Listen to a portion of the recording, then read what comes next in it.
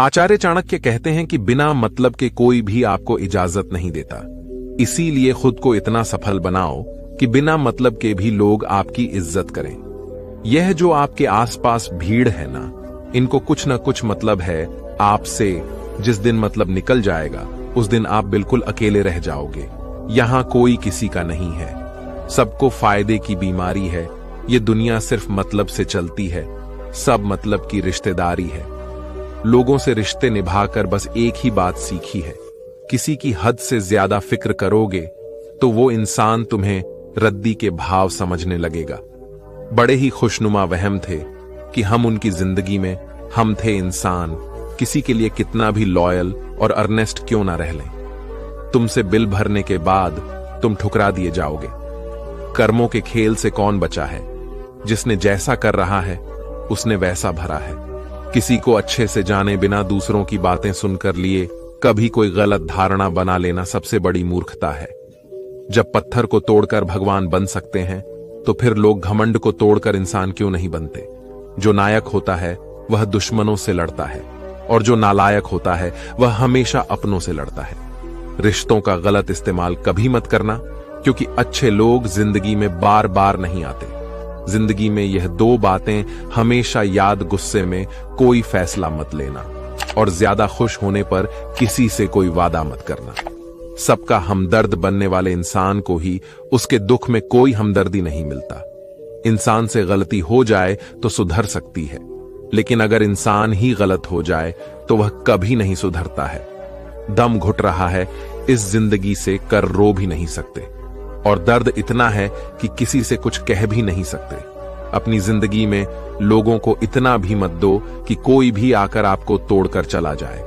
कुछ लोग शर्मिंदा होने पर माफी नहीं मांगते हैं, बल्कि वह तो इसीलिए माफी मांग लेते हैं क्योंकि आपको उनकी सच्चाई का पता चल गया है। आपको यह कभी पता नहीं चलेगा कि आप किस लायक हो जब तक कि आप खुद कोशिश नहीं करोगे। अकेलापन एक इशारा है उस कुदरत का कि वह कुदरत तुम्हें झूठे लोगों से बचाना चाहती है। कुछ भी नहीं बदलेगा। यहां मेरे बिना 2-4 लोग रोएंगे, सिर्फ 2-4 दिन के लिए। मेरे होने का असर तुम पर मेरे ना होने के बाद दिखेगा। जो बिना मतलब की बात करे। एक ऐसे शख्स की तलाश है मुझे नौकरी सपने देखने के लिए। ठीक है, लेकिन उन सपनों को जीना है तो मालिक ही बनना पड़ेगा। नींद भी नीलाम हो जाती है। दिलों की महफिल में जनाब किसी को भून कर सो जाना इतना आसान नहीं होता। मैं तो इस वास्ते चुप होकर तमाशा न बने, और तू समझता है मुझे तुझसे कोई शिकायत नहीं है। दर्द बताकर बदनाम हो जाओ, इससे अच्छा है कि मुस्कुराकर खामोश हो जाओ। कहां हाथी है, औरतें उन्हें दोहराया जाता। अरे लोग क्या कहेंगे, यह कहकर उन्हें डराया जाता है। जो व्यक्ति स्पष्ट साहब सीधी बात करता है उसकी वाणी तीव्र एवं कठोर होती है, लेकिन ऐसा व्यक्ति आपको कभी धोखा नहीं देता। तकलीफ तो मुझे भी होती है, मगर यह बात हौसला देती है कि जब तुम रह सकते हो मेरे बगैर तो मैं क्यों नहीं रह सकता। जो नसीब में नहीं है वह रोने से भी नहीं मिलता। किसी को धोखा देकर खुश मत होना। जब गम का चक्कर घूमकर वापस तुम पर आएगा तो तुम कहीं के भी नहीं रहोगे। क्या लूटेगा जमाना खुशियों को हमारी? हम तो खुद अपनी खुशियां दूसरों पर लुटाकर जीते हैं। रफ्तार दुगनी हो जाती है। जब जिंदगी दांव पर लगी होती है जरूर मुखड़े होंगे लोग जुबान देकर, वरना कागजों की जरूरत नहीं पड़ती। जमाना जब भी मुझे मुश्किलों में डाल देता है, लेकिन मेरा रब 1000 रास्ते निकाल देता है। हम बदले बिल्कुल भी नहीं हैं, बस समझ चुके हैं यह दुनिया कैसी है। छोड़कर जाने वालों ने एक बात सिखाई है कि आने वालों को औकात में रखना। समय एक नदी की तरह है, हम एक ही पानी को दोबारा नहीं छू सकते, क्योंकि जो धारा बह चुकी है वह फिर कभी नहीं आएगी। मर्द अगर हाथ छुड़ाकर जाना चाहे तो हाथ बढ़ाकर रोक लो, क्या पता रुक जाए। लेकिन और अगर हाथ छुड़ाकर जाना चाहे तो कभी मत रोकना, क्योंकि वह हाथ छुड़ाने से पहले ही जा चुकी होती है। बुरा इस बात का नहीं लगा कि तुम्हें कोई और अच्छा लगता है। दर्द तब हुआ जब हमें नजरअंदाज किया गया। किस्मत भी उसी को बादशाह बनाती है जो खुद कुछ करने का हुनर रखता है। बरसों पुराना टूटा रिश्ता भी जुड़ जाएगा, लेकिन शर्त है उस व्यक्ति को आपकी जरूरत होनी चाहिए। किसी का ध्यान देकर नहीं, उसका मन दें कर उसे जोड़ना चाहिए। जिनके ऊपर जिम्मेदारियों का बोझ होता है, उनको रूठ और टूटने का कोई हक नहीं होता। कोशिशें इंसानों को पहचानने की है। यहां जरूरत के हिसाब से सबका बदलते हैं। अपने गुनाहों पर पर्दा डालकर हर शख्स कहता है कि जमाना बहुत खराब है। व्यक्ति कभी यह नहीं मानता कि वह मूर्ख है। पूरी दुनिया घूम लो, पर जो सुकून घर में मिलता है वह और कहीं नहीं मिलता। कड़वा तो लगेगा, पर हकीकत है जनाब, आज के दौर में लोग औकात देखकर ही रिश्ते बनाते हैं। उन्हीं लोगों को क्रोध सबसे ज्यादा आता है जो अपने मन की पीड़ा को किसी से कह नहीं पाते हैं। खुद का दर्द खुद से ज्यादा और कोई नहीं समझ सकता। प्रेम इस दुनिया की सबसे सरल चीज है, जिसका मिलना इस दुनिया में सबसे कठिन है। जवाब तो हर बात कर दिया जा सकता है, मगर जो रिश्तों की अहमियत ही ना समझ पाया, वो रिश्तों को क्या समझेगा। छोड़कर जाने वाला क्या जाने यादों का बोझ कितना भारी होता है। गलत औजार से आप एक स्क्रू नहीं खोल सकते, तो गलत दिशा में मेहनत करने से आपका में आप कैसे हो सकते हो। अकेले रहने की आदत होनी चाहिए, क्योंकि कोई हमेशा साथ नहीं रहता है। बात बस इतनी सी है कि या तो तुम या कोई नहीं खास होते हैं। वह लोग जो वक्त आने पर वक्त दिया करते हैं। मजाक और पैसा काफी सोच समझ कर उड़ाना चाहिए। अच्छे लोगों की इज्जत कभी कम नहीं होती, क्योंकि सोने के टुकड़े करने पर भी उसकी कीमत कभी नहीं घटती। वादा अगर निभा ना सको तो किसी से कि अभिमत करो। इस खेल में आपका तो सिर्फ वादा टूटता है, लेकिन किसी का दिल अंदर तक टूट जाता है। वह इंसान आपकी वैल्यू कभी नहीं समझेगा, जिसके लिए आप हमेशा अवेलेबल रहोगे। इंसान अपनी मर्जी से खामोश नहीं होता, वह किसी न किसी बात से अंदर तक बहुत सताया होता है। एक बात याद रखना, हम किसी के लिए एक वक्त तक स्पेशल होते हैं, और उनका इंटरेस्ट खत्म होते ही वह हमें इग्नोर करने लगते हैं। अपनी नजर हमेशा उस चीज पर रखो जिसे तुम पाना चाहते हो, उस पर नहीं जिसे तुम खो चुके हो। कहते हैं जिंदगी का आखिरी ठिकाना ईश्वर का घर है। कुछ अच्छा कर लें मुसाफिर, क्योंकि किसी के घर खाली हाथ नहीं जाते हैं। पत्नी को छोड़ने के लिए पंखों की नहीं, बल्कि अपने पति के साथ और अपनेपन की जरूरत होती है। किसी इंसान को बार बार समझाने से तो अच्छा है आप एक बार खुद के दिल को ही समझा लो। जो लोग आपकी सही बात बात का भी गलत मतलब निकालते हैं, ऐसे लोगों को सफाई देने में अपना वक्त कभी बर्बाद मत करना। जल्दबाजी में किया गया, अविश्वास और मेहनत के बिना लगाई गई, इन दोनों का परिणाम अंत में धोखा ही निकलता है। मैंने एक चीज नोट की है, हर परिवार में एक ऐसा शख्स जरूर होता है जिसको सबके दुख का एहसास होता है, जिसे सबके दुख अपने से लगते हैं। वह हर किसी को सहारा देता है, लेकिन जब वह दुख में होता है तो उसका कोई साथ नहीं देता और वह बिल्कुल अकेला रह जाता है। बनावटी लोगों से संभल कर रहना, या पहले रो रो कर आपके दुख दर्द पूछेंगे, फिर हंस हंस के जमाने वालों को बताएंगे। जो इंसान झूठ बोलने की कला को जानता है, वह जिंदगी भर गैरों को खुश रख सकता है, लेकिन अपनों को कभी खुश नहीं रख पाएगा। कोई तारीफ करें तो तुरंत नाचने, मतलब जाना, क्योंकि याद रखना, तारीफ के पुल के नीचे मतलब की नदी बहती है। भगवान मौत दे दे, पर ऐसी जिंदगी किसी को न दे जिसे जीने के लिए हर रोज तड़पना पड़े। धर्म बचाने के नाम पर तुम्हें बम पत्थर तलवार तो मिल जाएगा, मगर घर बचाने के लिए तुम्हें नौकरी और रोजगार कभी नहीं मिलेगा। परवाह करने की आदत ने परेशान कर दिया। अगर बेपरवाह होते तो बहुत सुकून होता। जिंदगी में हम शतरंज के शौकीन नहीं थे, इसीलिए धोखा खाते रहे। लोग मोहरे चल रहे थे और हम रिश्ते निभाते रह गए। ज्ञानी और अज्ञानी दोनों को समझाया जा सकता है, लेकिन अभिमानी को कोई भी नहीं समझा सकता। उसे तो केवल वक्त ही समझाता है। दूर हो जाना चाहिए ऐसे लोगों से जो गलत होते हुए भी आपको अपनी बातों से दबाना चाहते हैं। ज्यादा समझदार और मूर्ख में कोई फर्क नहीं होता, क्योंकि यह दोनों किसी की नहीं सुनते। मुश्किलों को कुछ इस तरह से टक्कर दो कि जीत हो तो भी इतिहास रच, और हार हो तो भी इतिहास रच। आमदनी कम हो तो खर्चों पर काबू रखें, और अगर जानकारी कम हो तो लफ्जों पर काबू रखें। प्यार आपका बिल नहीं चुका था, और पैसा कभी धोखा नहीं देता। जो है जितना है उसमें खुश रहना सीखिए, क्योंकि जरूरत से ज्यादा रोशनी भी इंसान को अंधा कर देती है। कोई किसी का नहीं होता। जब लोगों का दिल भर जाता है तो लोग याद करना भी भूल जाते हैं। अपनों के साथ किया गया छल अपने ही अंत की शुरुआत होती है। पैसा एक ऐसी चीज है जिसमें छुआछूत नहीं माना जाता है। एक नोट कसाई के हाथों से होते हुए मंदिर मस्जिद तक बिना भेदभाव के पहुंच जाता है। जिंदगी में शांत रहना सीखो, क्योंकि आपका गुस्सा किसी और की जीत है। हर वह शख्स नफरत के काबिल है जो दिमाग जलाकर रिश्तों की हत्या करता है। दुख का सबसे बड़ा कारण ही यही है कि सच्चे इंसान को लोग समझते नहीं हैं और गलत इंसान को लोग परखते नहीं हैं। मेहनत का फल और समस्या का हल हमेशा वक्त आने पर ही मिलता है। लोग हमारा उस वक्त या क्रीम तोड़ते हैं जब हम खुद से भी ज्यादा लोगों पर भरोसा कर लेते हैं। सच भी कभी कभी बेबस नजर आता है। जहां चार झूठे हों वहां सच हार ही जाता है। चारपाई कमाने के चक्कर में इंसान का बूढ़ा होकर खुद चारपाई पकड़ लेता है, पता ही नहीं चलता। रिश्तों के बाजार में वही इंसान हमेशा अकेला रह जाता है जो दिल और जुबान का साफ होता है।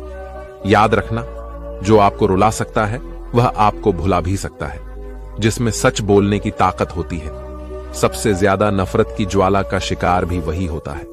लोग निकाल रहे थे बस मतलब अपना, और हम खामखा उसे प्यार समझ बैठे।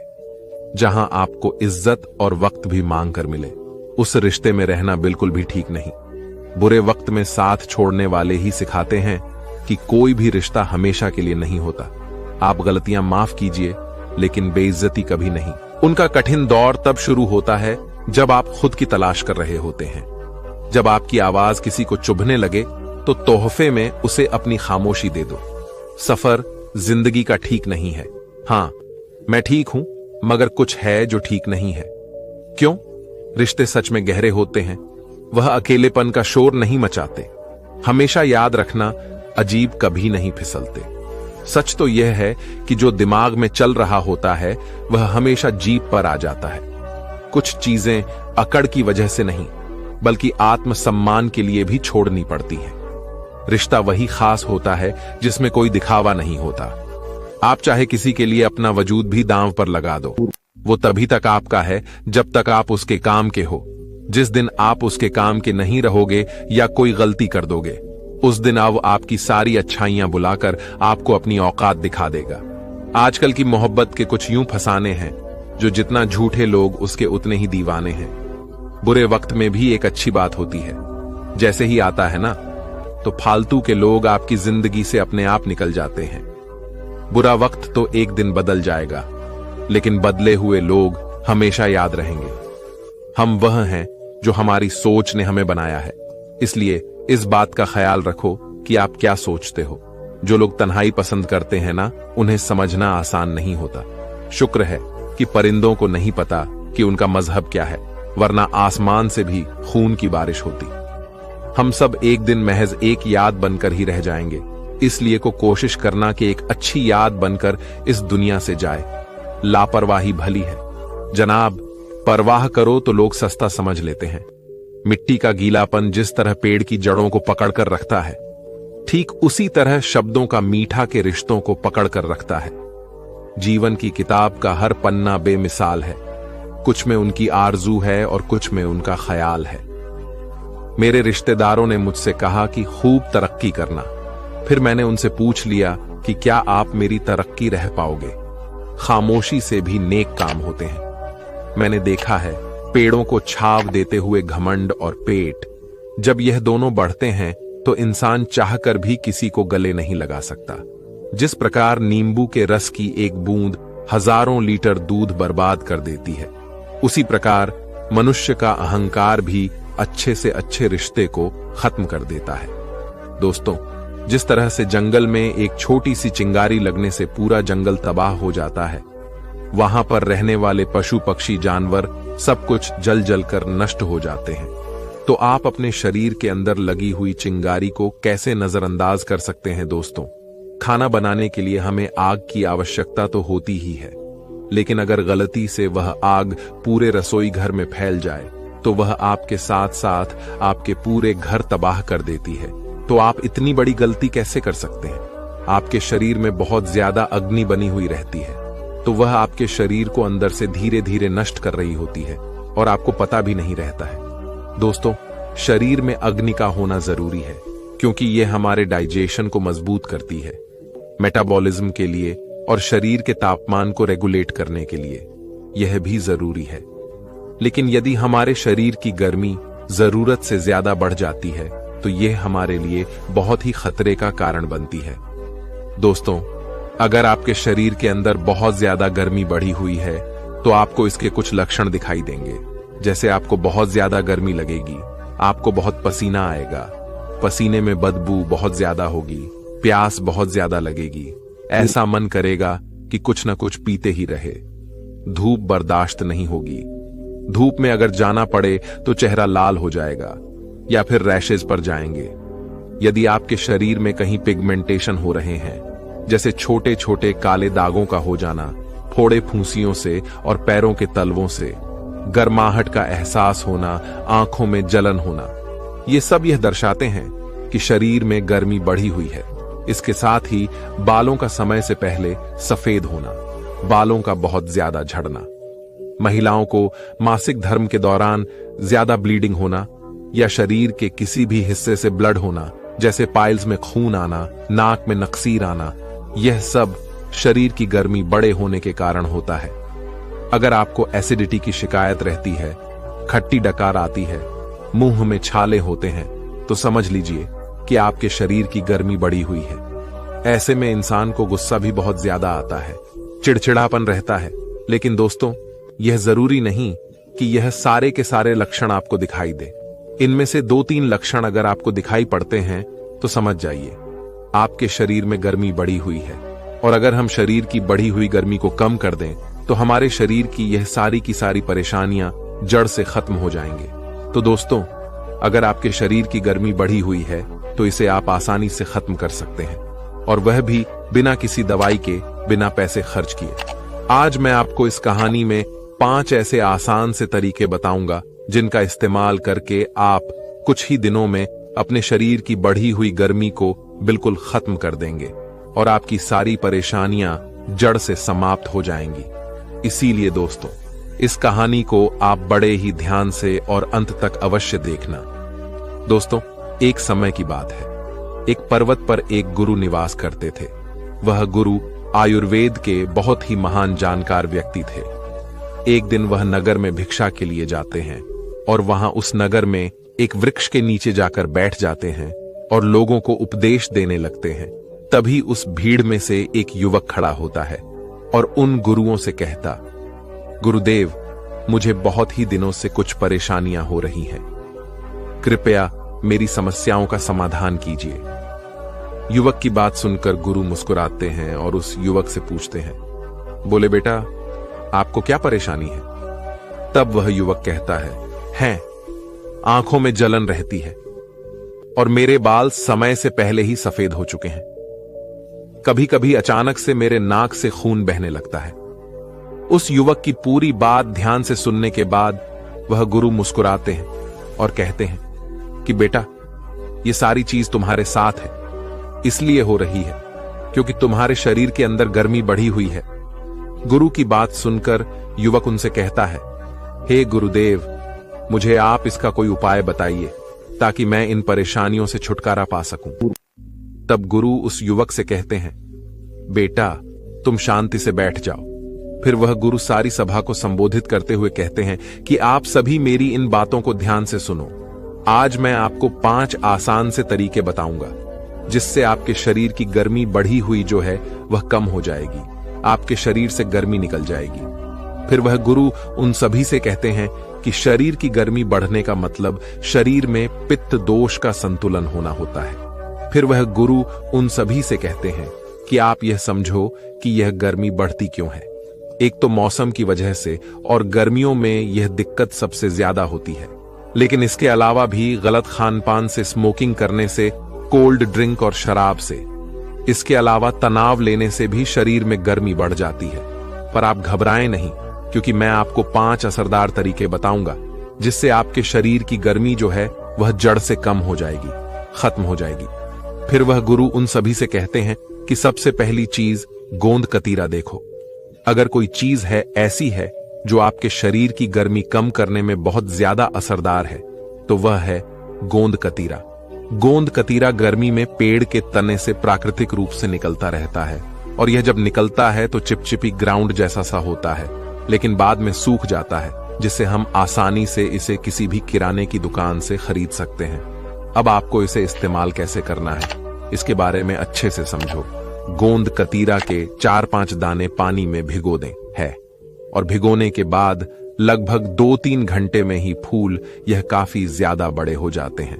इसके बाद आप इसे नींबू पानी में मिलाकर पी लो। देखो, नींबू पानी तुरंत अंदर की गर्मी को कम करता है, लेकिन अगर आप इसे 1 चम्मच गोंद कतीरा के साथ डाल लो तो वह शरीर में गर्मी बढ़ने ही नहीं देते। आपने कभी अगर ठेले पर शिकंजी पी हो तो आपने देखा होगा कि लोग गर्मियों में नींबू पानी में गोंद कतीरा डालते हैं। देखो, चरक संहिता के अनुसार गोंद कतीरा शरीर को गर्मी से बचाने का बहुत ही असरदार तरीका है। यह इतना ठंडा होता है कि इसे सर्दियों में खाने से मना किया जाता है, और इसके फायदे यहीं तक नहीं है।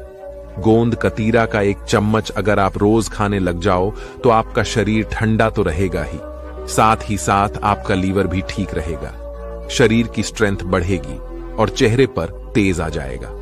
आप इसे किसी भी शरबत में, नींबू पानी में या फिर सोने से पहले दूध में डालकर भी पी सकते हैं। गोंद कतीरा का अपना कोई स्वाद नहीं होता है, इसीलिए आप इसे दूध में, नींबू पानी में या फिर शरबत में मिलाकर पी सकते हो।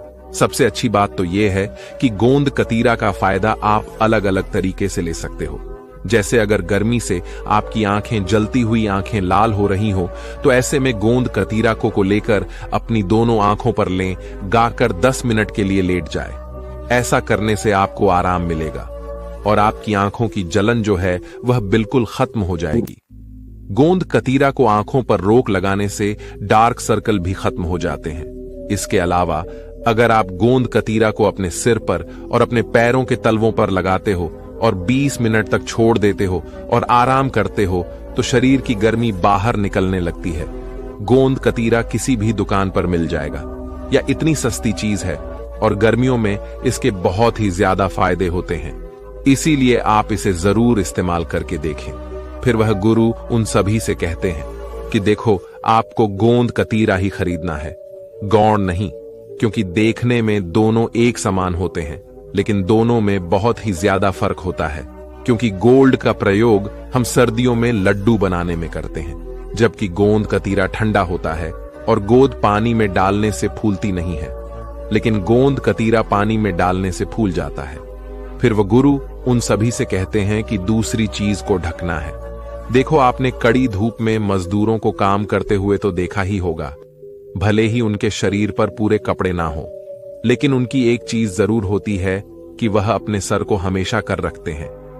आपने कभी सोचा है कि ऐसा क्यों किया जाता है? क्योंकि इसमें गर्मी का असर नहीं होता। सिर्फ सर को रखने से वह लोग गर्मी से, त्वचा की एलर्जी से, नाक में खून आने से, बालों को झड़ने से रोक लेते हैं। देखिए, इसमें कोई संदेह नहीं है कि सूर्य एक प्राकृतिक डॉक्टर है, लेकिन अप्राकृतिक प्रदूषण के चलते ओजोन परत में छेद हो गया है, जिससे सुबह 11 बजे के बाद तेज धूप में जहरीली किरण पृथ्वी पर आना शुरू हो जाती है। इस समय जब सूर्य की किरणें हमारे नंगे सिर पर डायरेक्ट पड़ती हैं, तो उसे हमारे पूरे शरीर में गर्मी का असर हो जाता है। आयुर्वेद के अनुसार अगर धूप में नंगे सजाते जाते हैं तो इससे शरीर में गर्मी बढ़ती है और ओजस्वी शक्ति घटती है। अगर संभव हो तो गर्मियों में 11 से लेकर 4 बजे तक घर के भीतर ही रहे, लेकिन अगर बाहर जाना पड़े तो सर को ढक कर जाए। अफसर को ढकने के लिए छतरी का इस्तेमाल कर सकते हैं, टोपी का इस्तेमाल कर सकते हैं। अगर आपके पास कुछ भी नहीं है तो आप रुमाल का इस्तेमाल कर सकते हैं। जब आप अपने सर को ढक लेंगे तो आप महसूस करेंगे कि आपके ऊपर गर्मी ज्यादा असर नहीं होगा। फिर वह गुरु उन सभी से कहते हैं कि गर्मियों में नहाने के लिए गर्म पानी का परहेज करें, क्योंकि बहुत से लोग गर्म पानी से नहाना पसंद करते हैं। गर्म पानी से नहाने से शरीर की मांसपेशियों को आराम मिलता है, लेकिन गर्म पानी को गर्मियों में सर पर कभी शरीर की गर्मी बढ़ती है और बाल उम्र से पहले ही सफेद होने लगते हैं। बालों में डैंड्रफ हो जाता है और बाल बहुत ज्यादा झड़ने लगते हैं। गर्मियों में शरीर की गर्मी को ठीक करने के लिए आप ठंडे पानी से स्नान करें। अगर आपके शरीर में गर्मी बहुत ज्यादा बढ़ी हुई है तो नहाने के पानी में थोड़ा सा गुलाब जल मिक्स कर लें। लेकिन मोटा मोटी बात तो यह है कि आपको आपके सर को गर्मी से बचाना है। फिर वह गुरु उन सभी से कहते हैं कि तीसरी चीज ठंडे पेय पदार्थ। शरीर की गर्मी जब बढ़ती है तो हमें प्रयास बहुत ज्यादा लगती है। ऐसा मन करता है कि कुछ न कुछ पीते ही रहे। लेकिन ऐसे में हम लोग पीते क्या है? हम कोल्ड ड्रिंक पीते हैं, जैसे Sprite, Coca Cola, Pepsi, Limca, या बहुत सारे एनर्जी ड्रिंक पीते हैं जैसे कि स्टिंग। ये सारी कोल्ड ड्रिंक रिफाइंड चीनी से भरी हुई कार्बोनेटेड ड्रिंक्स है जो हमारी हड्डियों में कैल्शियम को चूस लेती है। ये सिर्फ कहने को कोल्ड ड्रिंक है, लेकिन हकीकत में इतनी एसिडिटी होती है कि पेट का पूरा पीएच बैलेंस बिगाड़ देती है। कोल्ड ड्रिंक को पीने का मतलब ऐसा है कि आप आग बुझाने के लिए घी का प्रयोग कर रहे हैं। इनको पीने से आपको एसिडिटी होगी, पेट में अल्सर हो सकता है, इसीलिए आपको यह बिल्कुल भी नहीं पीनी है। अगर आप सच में ही शरीर की गर्मी को कम करना चाहते हैं तो कोल्ड ड्रिंक छोड़कर प्राकृतिक ठंडे पदार्थों जैसे गन्ने का जूस या आपको हर जगह बड़ी आसानी से उपलब्ध हो जाएगा। आरएस का एक गिलास तासीर में ठंडा होने की वजह से शरीर की गर्मी को कम करने का एक पेस्ट एक और प्रमाणित तरीका है। आयुर्वेद के अनुसार लिवर में बढ़ी हुई गर्मी को कम करने के लिए इसे औषधि के रूप में आज भी इस्तेमाल करते हैं। यह प्राकृतिक रूप से मीठा है, इसलिए इसे डायबिटिक लोग भी पी सकते हैं। आप रोजाना एक गिलास गन्ने का जूस पीना शुरू कर दो। उसमें नींबू डाल दो, पुदीना डाल दो। इसमें आपको बर्फ नहीं डालनी है, यह आपको बहुत ही ज्यादा ठंड करेगा। दूसरा ठंडा पेय पदार्थ है नारियल पानी। आपके शरीर की बढ़ी हुई गर्मी को कम करता है। इसके साथ ही नारियल पानी पीने से शरीर के अंदर की पत्थरी यूरिन के रास्ते बाहर आती है, ब्लड शुगर नीचे आती है और चेहरे पर पिंपल को भी ठीक करता है। अब ऐसा पेय पदार्थ इसमें जबरदस्त यूट्रस इलेक्ट्रोलाइट एंटीऑक्सीडेंट हो, उसका मुकाबला यह कि आई कोल्ड ड्रिंक कैसे कर सकती है। फिर वह गुरु चौथी चीज बताते हुए कहते हैं कि पैरों की मालिश करें। देखो, हमारे शरीर की गर्मी सबसे ज्यादा हमारे पैरों के तलवों से निकलती है। आप देखना, जिसके शरीर में बहुत ही ज्यादा गर्मी होगी उसके पैर चलना शुरू हो जाएंगे, उसके पैरों से बदबू आती है। लेकिन जैसे पौधे की जद में पानी देने से पूरा पौधा हरा भरा हो जाता है, वैसे ही हमारे शरीर की जड़ हमारे पैरों में है।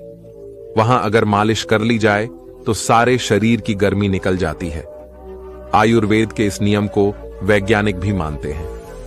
अगर आप सरसों का तेल, नारियल का तेल या फिर भी इन तीनों में से किसी भी एक तेल से पैरों के तलवों की मालिश करते हैं तो इससे आपका शरीर ठंडा होगा और साथ ही साथ आपका दिमाग भी ठंडा होगा।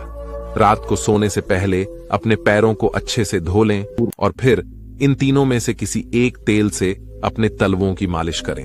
आप एक दिन भी यह करके देखेंगे तो आपको असर दिखना शुरू हो जाएगा।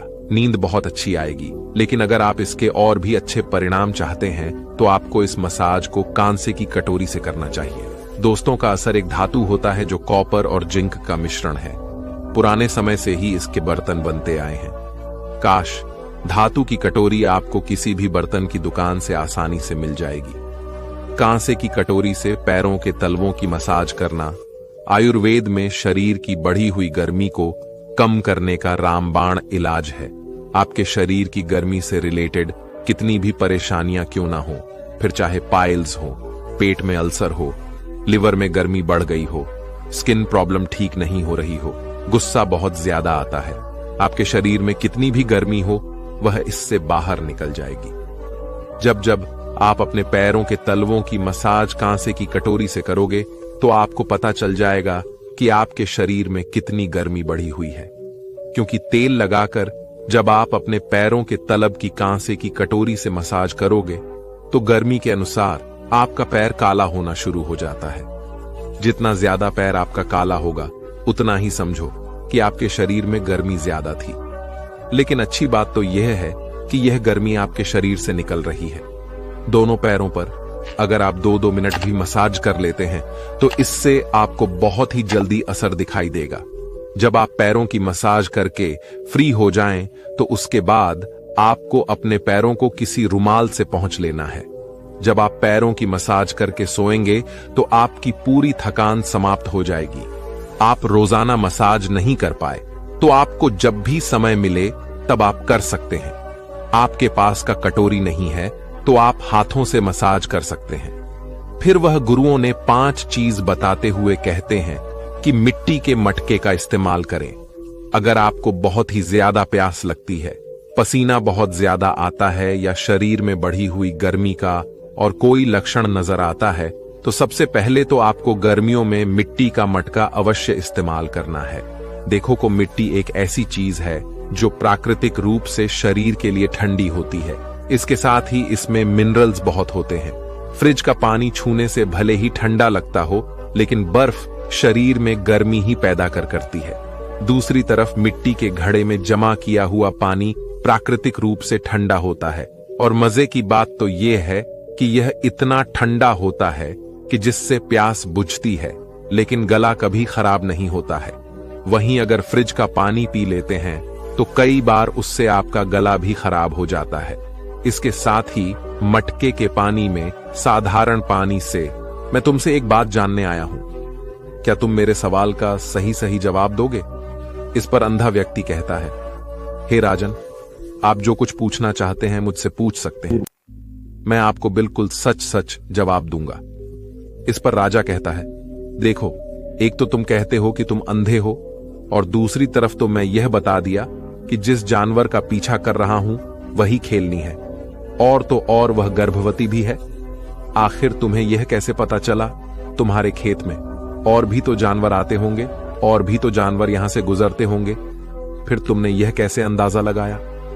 तभी वह अंधा व्यक्ति राजा से कहता है, हे राजन, आप जी सिडनी का पीछा कर रहे थे।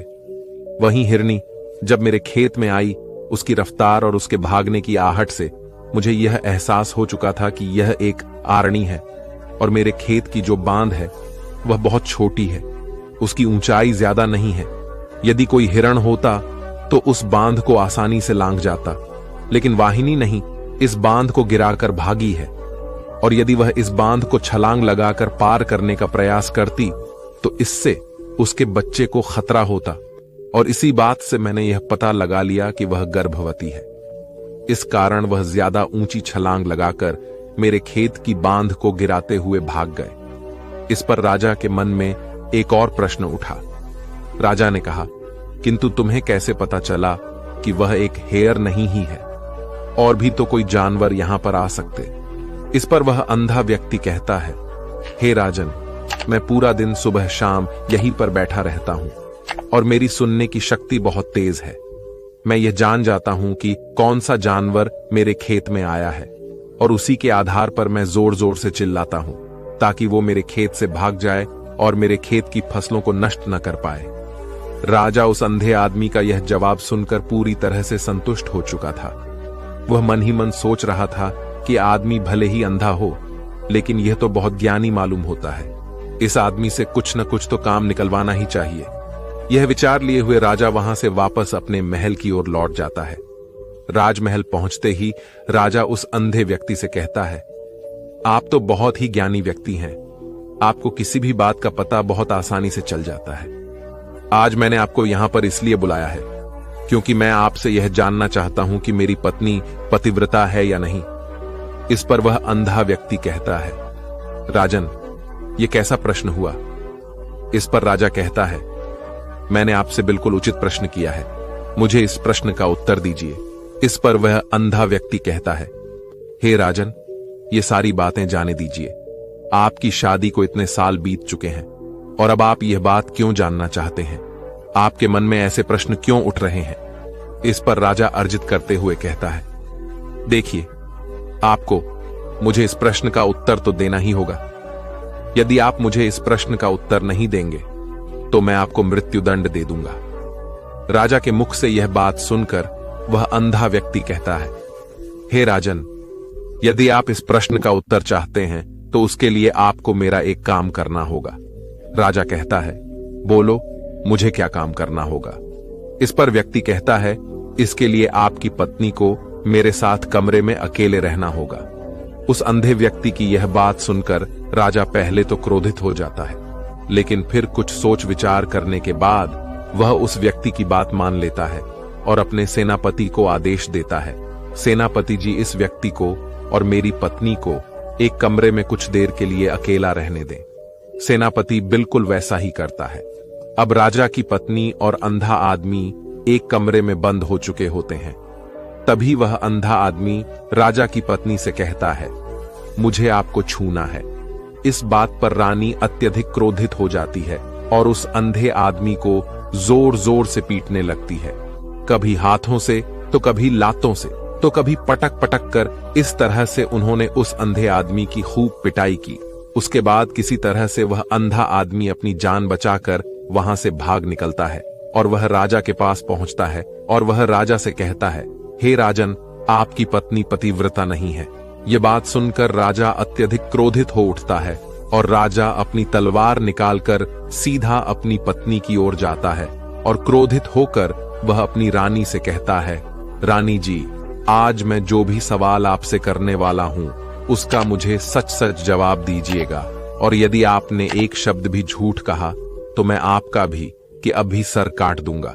राजा कहता है, मुझे बताइए क्या पतिव्रता है या नहीं। इस पर रानी कहती है, हे राजन, आप भले ही मुझे जान से मरवा दीजिए, लेकिन मैं पतिव्रता नहीं हूं। राजा यह बात सुनकर बहुत खुश हुआ, क्योंकि उस अंधे आदमी ने जो भी कहा था वह बिल्कुल सच था। यह बात सुनकर तुरंत ही राजा उस आदमी के पास पहुंचता है और आकर उस अंधे आदमी से कहता है, तुम्हें कैसे पता चला कि मेरी पत्नी पतिव्रता नहीं है। इस पर वह अंधा आदमी कहता है, हे राजन, बहुत सीधी सी बात है।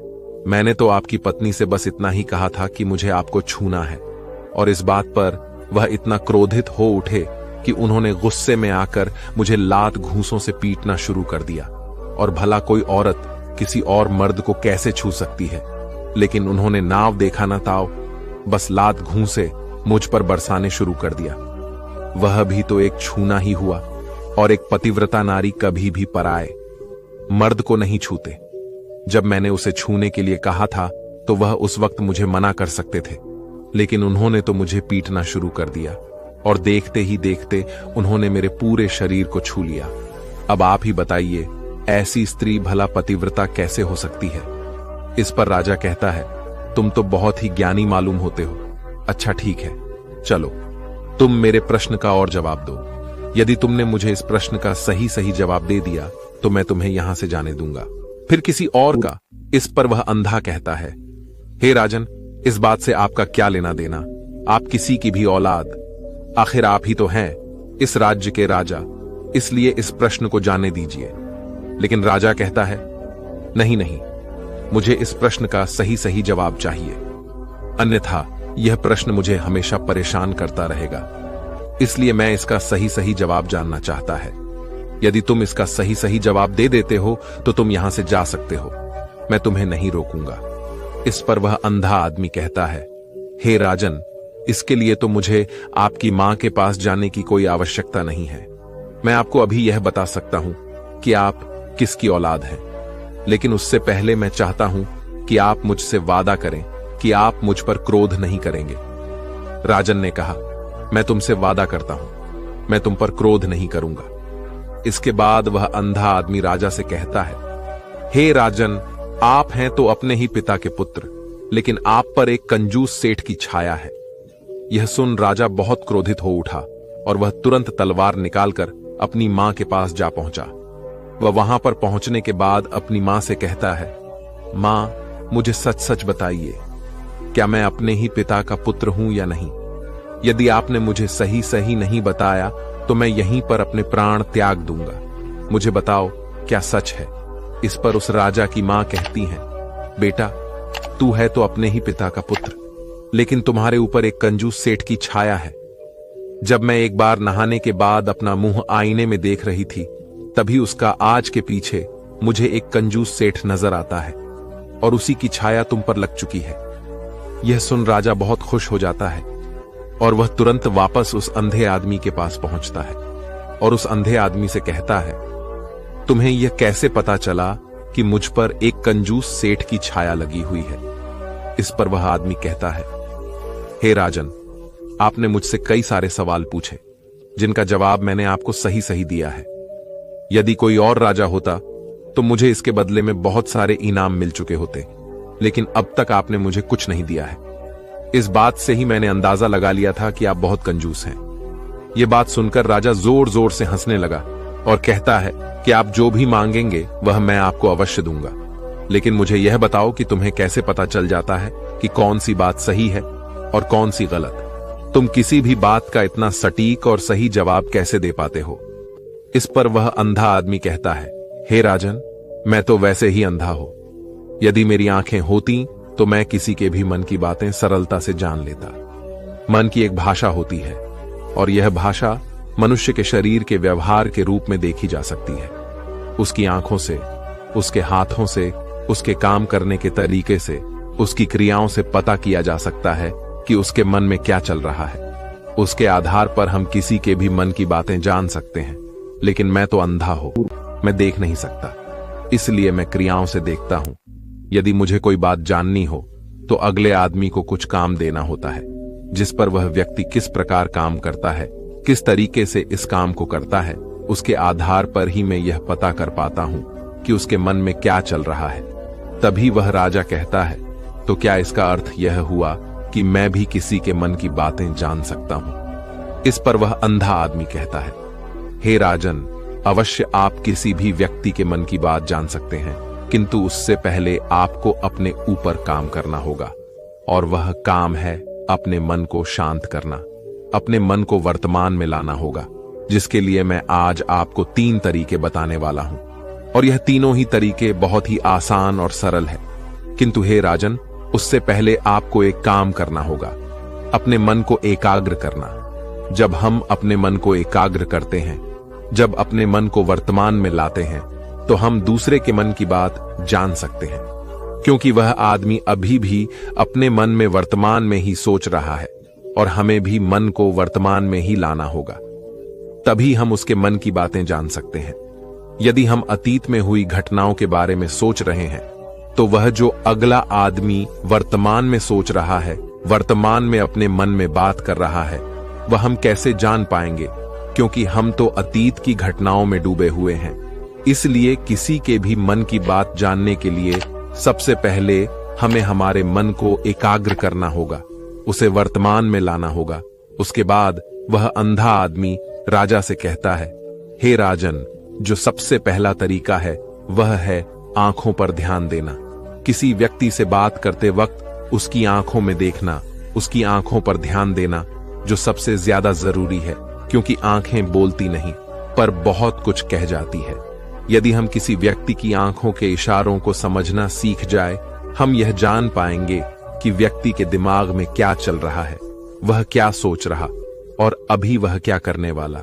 मेरे पास आंखें नहीं, लेकिन मैंने अपने गुरु से यह विद्या सीखी है, क्योंकि बहुत सालों पहले मेरे पास आंखें थीं और मैं उस वक्त लोगों के मन की बातें केवल उनकी आंखों से ही जान लेता था। इसलिए यदि आप भी दूसरों के मन की बातें जानना चाहते हैं, तो आपको भी उनकी आंखों पर गौर करना चाहिए, जैसे कि उनका आकार कैसा है, वह कब, कहां और किधर देख रहे हैं। यदि उसकी आंखें यहां वहां घूम रही है, जब आप उससे बातें कर रहे हैं, तो वह इधर उधर देख रहा है, कभी ऊपर तो कभी नीचे या कभी आसपास, या फिर उसकी आंखें खुश नजर आ रही है या फिर आंखें निराश नजर आ रही है, जैसे कि चोर होता है उसकी आंखों में। जब हम देखते हैं तो हमें यह पता चलता है कि अगले आदमी ने कोई गलती की है। ठीक उसी प्रकार जब हम किसी चालक व्यक्ति की आंखों में देखते हैं, तो आपको पता चलेगा कि उसकी आंखों में एक भाषा होती है, एक बहुत ही सीधा और आसान तरीका होता है। यदि आपसे बात करते वक्त वह व्यक्ति अपनी आंखें यहां वहां घुमा रहा है, ऊपर नीचे, इधर उधर, दाएं बाएं, हर जगह देख रहा है, तो इसका अर्थ यह हुआ कि वह उस बात से निकलने का कोई रास्ता ढूंढ रहा है और कोई झूठ बना रहा है। यदि सामने वाला व्यक्ति आपसे कुछ झूठ कहने का प्रयास कर रहा है, तो वह आपसे नजर नहीं मिला आएगा, यहां वहां देखेगा, ऊपर नीचे देखेगा, लेकिन वह आपकी आंखों में आंखें डालकर कभी नहीं देख पाएगा। क्योंकि उसे डर है कि यदि उसने आपकी आंखों में आंखें डालकर देखें तो उसका झूठ जाना जाएगा और लोगों को सच्चाई का पता चल जाएगा। और इसी प्रकार कुछ और भी भाषाएं होती हैं। जब आप किसी की आंखों में आंखें डालकर यह देखना शुरू कर देंगे कि उसके हाव भाव क्या है, उसके चेहरे के हाव भाव से पता कर सकते हैं, तो फिर चाहे इंसान जुबान से कुछ बोले या ना बोले, लेकिन आप उसके चेहरे से सब कुछ पता कर सकते हैं।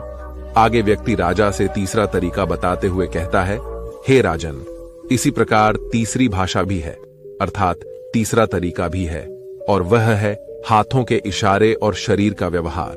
मन की बात समझने के लिए हमें हाथ के इशारे और शरीर के व्यवहार को समझना बहुत आवश्यक है।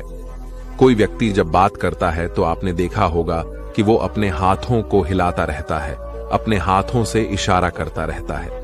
बातों के साथ साथ अपना शरीर का जो व्यवहार है अर्थात बॉडी लैंग्वेज, उसका भी पूरा उपयोग करता है, जिससे हमें यह पता चल पाता है कि वह व्यक्ति हमारी बातों पर कितना ध्यान दे रहा है और उसके मन में क्या चल रहा है।